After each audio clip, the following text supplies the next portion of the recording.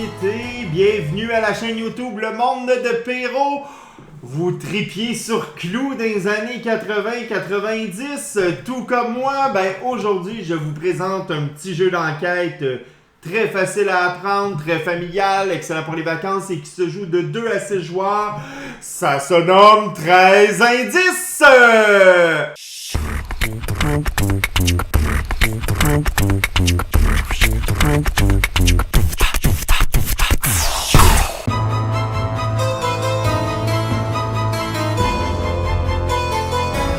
Bonjour tout le monde, voici la mise en place du jeu 13 indices, le jeu qui ressemble le plus selon moi à la version de Clou. Dans ce jeu, je vous montre comment faire la mise en place et ensuite les règlements. Tout d'abord, j'ai pris tous les lieux dans le jeu et je les ai mis ensemble. Même chose pour les personnages et même chose pour les armes. Mais avant même de faire ça, vous avez un petit papier comme ça et moi j'ai configuré la partie à 3 joueurs. Alors sur le petit papier, c'est écrit le nombre de joueurs que vous avez, les catégories de cartes que vous devez enlever. Donc si vous jouez à 6 joueurs, vous n'enlevez aucune carte, vous prenez toutes les cartes dans l'ensemble du jeu. À 5 joueurs, vous allez enlever la catégorie des cartes grises. À 4 joueurs, vous allez enlever la catégorie des cartes marron. Ensuite, à 3 joueurs, comme on le fait, on enlève évidemment les blancs, les marrons et les gris. Et dans une partie à 2 joueurs, on enlèverait même les cartes orange ainsi que les autres que j'ai déjà nommées précédemment. Donc, et voilà comment on fait pour savoir avec quelle carte on joue. Vous pourriez très bien, comme variante, inverser des couleurs parce que vous préférez tel personnage, etc. Mais je pense que c'est mieux de suivre la procédure comme ça afin de moins se mélanger.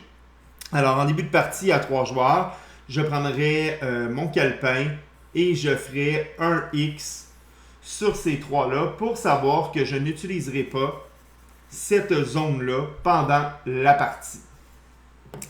Maintenant que ça c'est fait, voici les 3 couleurs que j'ai dites pour une partie à 3 joueurs que j'enlève. Alors, il y a un personnage, une arme et un lieu de chaque couleur dans le jeu. Et je mets ça de côté. Alors, on ne les utilisera pas de la partie. Maintenant, vous allez prendre pour 3 joueurs, 3 par avant, comme ceci. Et vous allez disposer sur la table les lettres comme suit. Mais encore là, toutes les lettres qui sont là sont pour une partie à 2 joueurs. Et vous voyez sûrement que en bas des petits jetons, il y a le nombre de joueurs. Alors, si ton nombre de joueurs n'apparaît pas, donc si je ne vois pas, exemple ici dans une partie à 3 joueurs, le numéro 3, je l'enlève. Et à 3 joueurs, ben, tous les jetons qui sont là vont rester dans la partie de 13 indices. Si je joue à 6 joueurs, je vous annonce qu'il n'y aurait aucun jeton au centre de la table. C'est pour ça que le numéro 6, le chiffre 6, excusez-moi, n'apparaît pas ici là, sur les petits jetons jaunes. Alors, pour 3 parties, c'est comme ça que ça se fait. Vous distribuez une loupe qui représente nos actions à chacun des joueurs qui le place devant son paravent. Maintenant, comme dernière mise en place, ça va être important ensuite de distribuer les cartes. Alors pour ce faire, j'ai tous mes lieux ici mélangés. Je vais les rebrasser devant vous. Et une fois que c'est fait, vous allez en distribuer une à chaque personne. Vous allez prendre les cartes restantes et les déposer à l'envers comme ça au milieu de la table. Vous allez faire la même chose avec les personnages. Alors j'en distribue une au hasard à chaque joueur autour de la table. Je place les autres ici. Vous avez compris que je fais la même chose avec les armes. Comme ça. Et je prends les 3 piles restantes. Et je vais les brasser et bien les mélanger. Pour en distribuer encore 2 cartes à chaque joueur. Mais cette fois-ci, les joueurs vont peut-être se retrouver dans leur set. Ici, avec 2 ou 3 cartes du même type pareil. Parce que je vous rappelle qu'ici, c'est sûr que le joueur qui est là a présentement une arme, un personnage et un lieu. Même chose pour les autres joueurs. Mais là, je vais mélanger et distribuer d'autres cartes à d'autres joueurs. Donc, 1, et 2. Qu'est-ce que je fais avec les cartes restantes? Ben, c'est là qu'on va les placer justement au centre de la table, une en haut de chaque lettre. Donc, peut-être qu'à la caméra, vous avez vu justement une des cartes retournées, là, mais là, c'est parce que pour le plan de la caméra, je manque peut-être un peu de place, mais c'est comme ça qu'on installe le jeu. Maintenant, chaque joueur ou joueuse va prendre son paquet de cartes et là, je vais jouer à jeu ouvert. Évidemment, vous ne montrez pas ces cartes-là aux autres joueurs, c'est secret. Et vous voyez que dans la main du joueur qui est ici, OK, qui est moi, je me retrouve avec au moins un personnage, un lieu et aussi une arme. Et par hasard, j'ai reçu 2 autres personnages. Alors, qu'est-ce que je dois faire? Contrairement au jeu de clous, on ne veut pas trouver tous les joueurs ensemble le même meurtrier ou meurtrière avec la même arme dans le même lieu. Chacun va devoir deviner la combinaison qui sera disposée ici en avant. Et voilà comment ça se fait, c'est que c'est nous qui vont mettre sur le paravent de notre voisin de gauche les cartes qu'il n'aura pas vues. Alors, exemple, ici j'ai un personnage, je pourrais dire que le personnage de gauche, j'aimerais bien ça que la comtesse ait fait le crime. Évidemment, vous faites ça derrière votre paravent, vous ne montrez pas ces cartes-là à tout le monde. Je vais utiliser l'arme, j'ai pas bien le choix, et ce lieu-là, j'ai pas bien le choix. Essayez d'éviter d'avoir toute la même couleur. Vous pouvez répéter 2 fois la même couleur là, pour mélanger les gens, mais d'avoir toute la même couleur, ça pourrait être un peu trop facile si le joueur commence à trouver c'est quoi sa couleur. Ça ne sera pas très compliqué qu'il va gagner la partie. Alors, essayez d'éviter d'avoir 3 fois la même couleur là, dans les combinaisons. Les 2 cartes qu'il vous reste, vous les mettez à l'intérieur de votre paravent, comme je suis en train de faire. Et ils seront cachés et personne ne va savoir les cartes que vous avez ici. C'est vos cartes secrètes. Maintenant, les 3 cartes que vous avez choisies, je le répète, toujours en cachette, vous allez prendre le paravent de votre voisin de gauche et je vous conseille de ne pas mettre les cartes à l'intérieur du paravent avant même que l'autre joueur ait placé votre combinaison. Comme ça, il n'y aura pas de « Ah, j'ai vu les cartes que tu avais, etc. » et tout recommencer le processus. Alors, ce joueur-là, vous voyez qu'il n'y a rien dans son paravent. Donc, je peux prendre son paravent, commencer à placer les armes ainsi que les lieux aux bons endroits avec le personnage et redisposer le tout comme ça. Vous voyez ici, sur le petit paravent, c'est inscrit qu'il y a 2 types de personnages, les hommes et les femmes. Il y a les lieux intérieurs, les lieux extérieurs. On a aussi des lieux, pas des lieux, mais des armes contact qu'on appelle corps à corps et des armes à distance. Donc, une fois que on a fait ça avec tous les joueurs, ce que je vais faire en rapido présentement,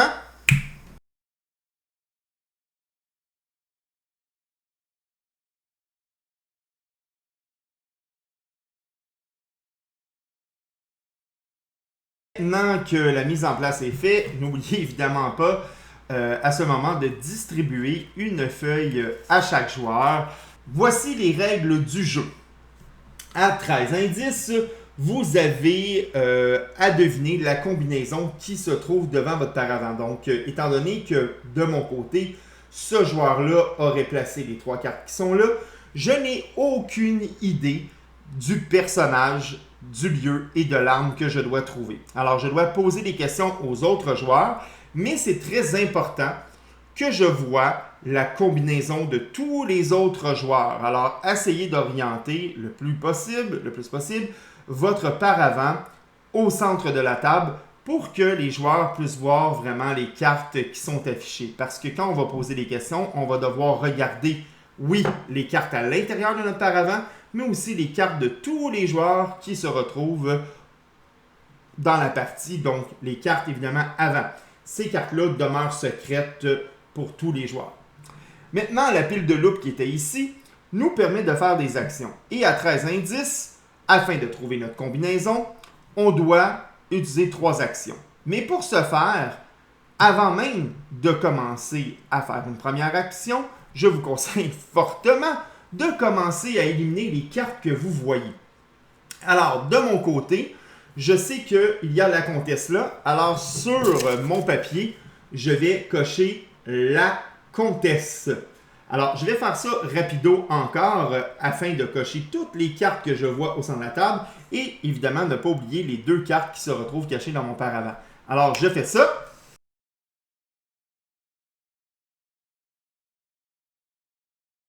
Et voilà, donc maintenant que j'ai mis des X sur chaque carte que je voyais, je sais que les cartes qui sont devant moi ne peuvent pas être les cartes évidemment que je vois, il n'y a pas 2 fois le même exemplaire. Je vous rappelle qu'avec mon gros barbeau, étant donné que je joue à 3 joueurs, j'ai tout simplement annulé les 3 dernières colonnes. Certains joueurs aiment même plier la feuille afin de ne pas se mélanger ou se tromper. Donc, allez-y de la façon dont vous le désirez. Maintenant, pourquoi le jeu s'appelle 13 indices? C'est qu'une fois qu'on a coché toutes les cartes au début de la partie qu'on a vues, vous allez voir qu'il y a des cases que vous n'avez pas cochées. Donc, c'est des cartes que vous ignorez s'ils sont au centre de la table ou cachées derrière les paravents des autres. Et regardez, 1, 2, 3, 4, 5, 6, 7, 8, 9, 10, 11, 12 et 13. Donc, peu importe le nombre de joueurs à laquelle vous jouez, le nombre de possibilités que vous avez en début de partie est 13, de là le nom 13 indices. Donc, une fois que j'ai ma feuille, j'ai coché ça, je dépose ça devant moi, et à l'aide de ma loupe, vous décidez au hasard quel est le joueur qui va débuter la partie. Donc, on va dire que dans cette partie-là, c'est moi. J'ai 3 options. Première option, je dois interroger un joueur autour de la table. Deuxième option, allez voir une carte mystère qui est sur la table et je serai le seul à pouvoir la voir. Ou troisième option, qu'on fait seulement en fin de partie, accuser. Et attention, pour accuser dans ce jeu-là, vous devez posséder une loupe. Donc, vous ne pouvez pas poser une question à votre tour et après ça, sans loupe, accuser. Vous devez absolument avoir ça pour faire l'accusation à la fin. J'y reviendrai tantôt. Donc, quel genre de questions on peut poser à 13 indices? C'est des questions très précises qui vont se répondre par un numéro. On doit toujours commencer notre question par combien. Alors, si je demande à ce joueur-là, ici à ma gauche, combien vois-tu, exemple Annabelle, de cartes oranges devant toi? Alors, Annabelle regarderait les cartes à l'intérieur de son paravent. Je vous rappelle qu'elle a 2 cartes violettes. Donc, elle ne voit pas de carte orange ici.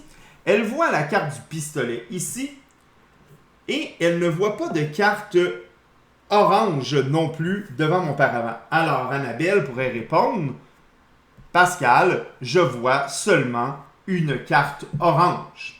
On ne peut pas mentir, évidemment, à ce jeu, sinon ça vient de détruire toute la mécanique et ça nous empêche de progresser. Alors, Annabelle, qui nous donne cette information, à haute voix, peut permettre à, on va dire, Hugo, qui est ici, et à moi, Pascal, de prendre des notes à l'endos de notre feuille. Donc, je pourrais écrire, par exemple, sur ma feuille, à l'endos, Annabelle voit une seule carte orange. Sachant que moi, ben, je vois déjà une autre carte orange.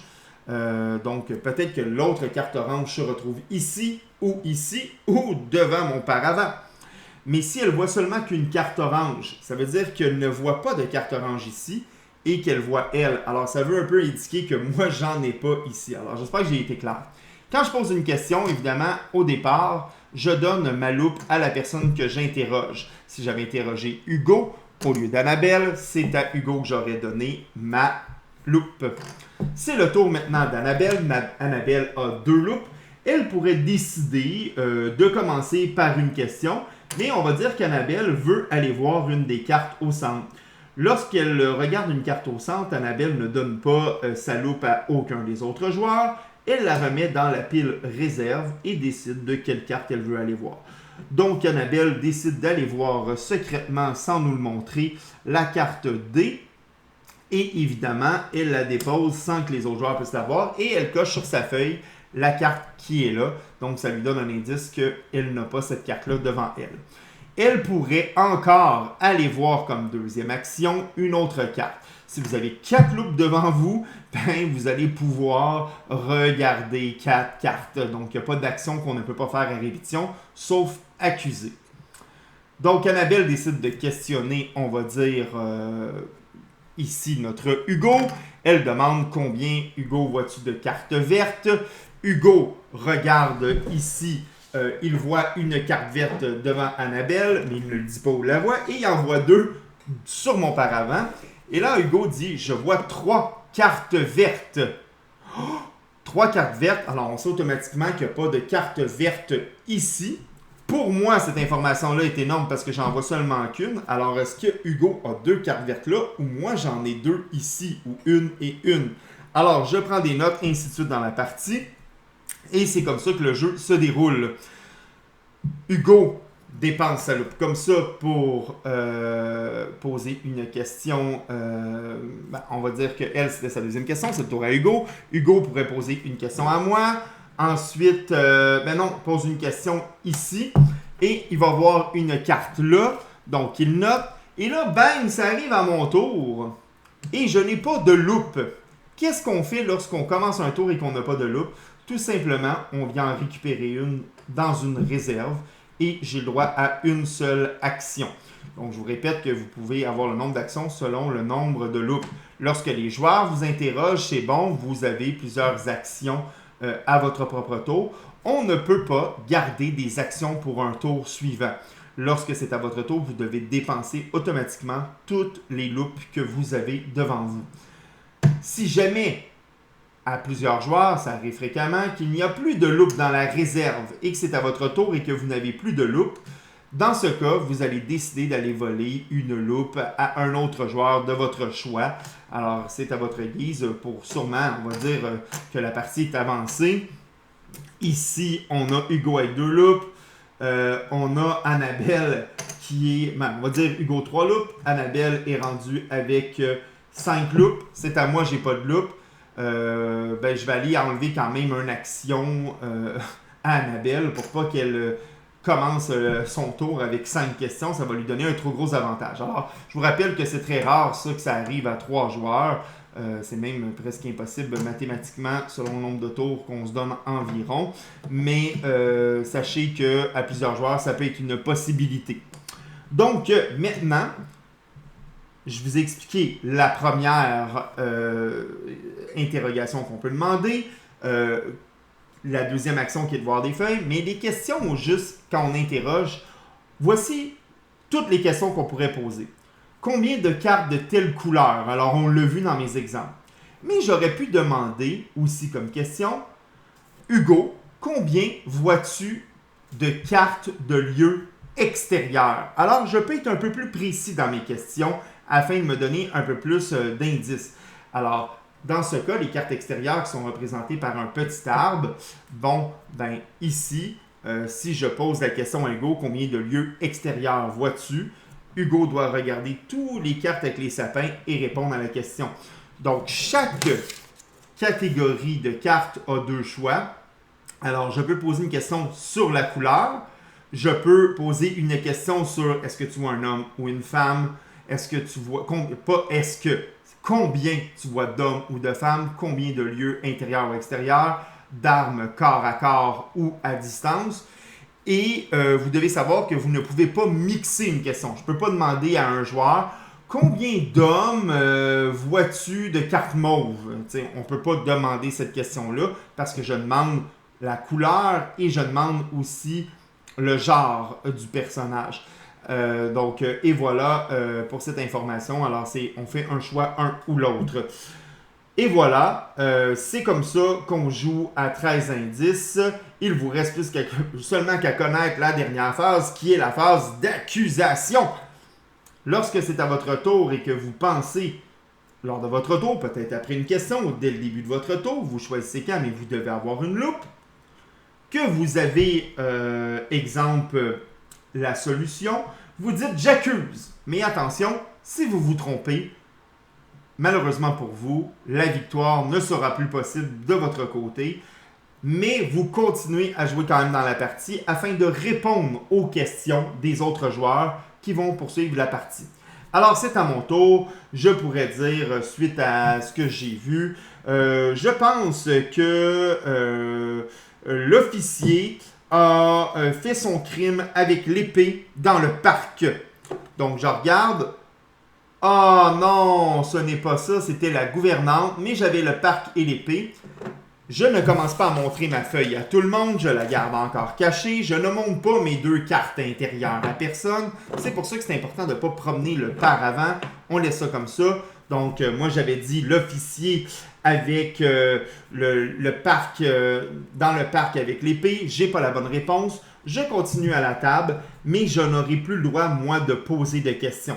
Alors, Annabelle peut continuer à poser des questions à Hugo ou à moi pour que je réponde sur ce que je vois. Hugo peut en faire de même, mais lorsque Hugo a terminé son tour, ça ne revient pas à moi. On va alterner entre Annabelle et Hugo. Moi, je ne suis que là pour répondre à des questions, donc je n'ai plus la possibilité d'obtenir de loupe. Et voilà comment se joue le jeu 13 indices. Maintenant, voici ma critique et des petites variantes qu'il y a dans ce magnifique jeu d'enquête. Alors, voici ma critique du jeu de société 13 indices.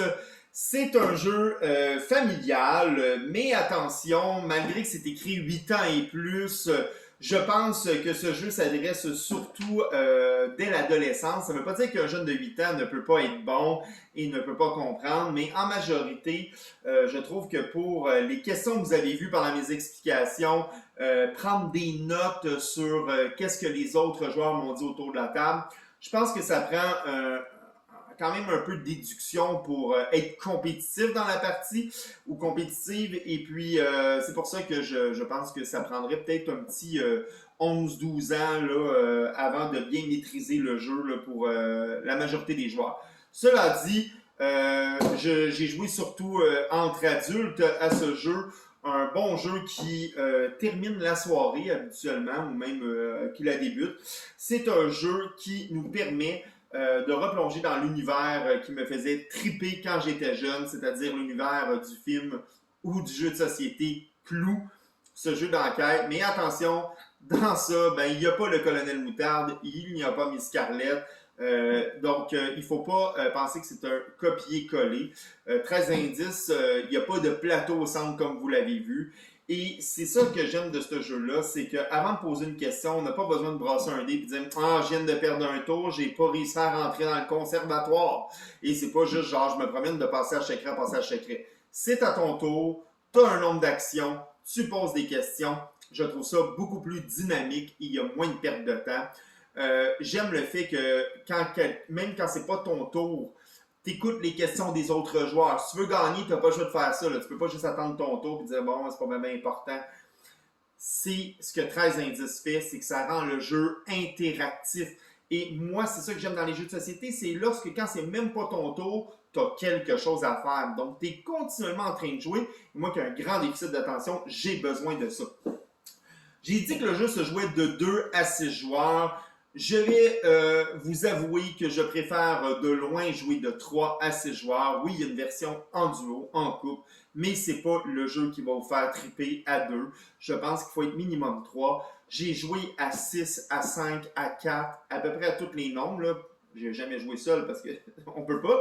Mais j'ai préféré jouer beaucoup à 5 ou à 6. D'avoir plein de gens autour de la table. De ne pas avoir de carte au centre à 6.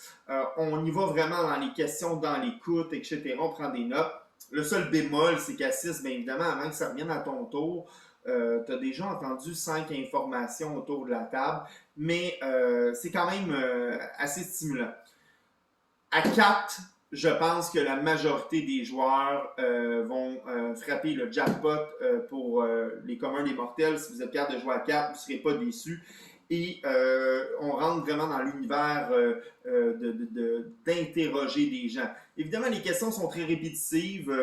Est-ce qu'il aurait pu y avoir d'autres genres de questions? Peut-être, mais pour ce que ça a à faire, c'est très important que 13 indices ne rentrent pas dans un jeu de plateau compliqué. C'est simple, tu as 3 actions, dont une que tu fais seulement à la fin de la partie qui est accusée. Sinon, ben, je regarde une carte au centre où je pose ce type de questions-là. n'importe qui peut comprendre les règles rapidement et c'est ce que j'ai aimé dans le jeu 13 indices. Les illustrations sont belles, c'est un jeu qui a eu de l'amour et qui nous plonge dans un univers qui n'est pas les années 2000, mais peut-être davantage la fin du 19e siècle ou le début du 20e siècle. Je sais que c'était écrit un peu là, dans les règlements là, que on se retrouve à telle époque, mais franchement, ça n'a aucun rapport à la thématique pendant le jeu. Ce n'est simplement que de trouver un meurtrier ou une meurtrière dans un lieu précis avec une arme. Alors, 13 indices dans ce type de jeu-là. D'enquête, je trouve que c'est lui qui se rapproche le plus. C'est une version améliorée du jeu Clou. Je lui donne un beau 8.5 sur 10 dans cette catégorie de jeux-là. Alors, j'espère que vous avez apprécié cette petite capsule. N'oubliez pas de vous abonner et de faire un petit pouce en l'air pour m'aider dans ma chaîne. Et bon gaming cet été, les amis!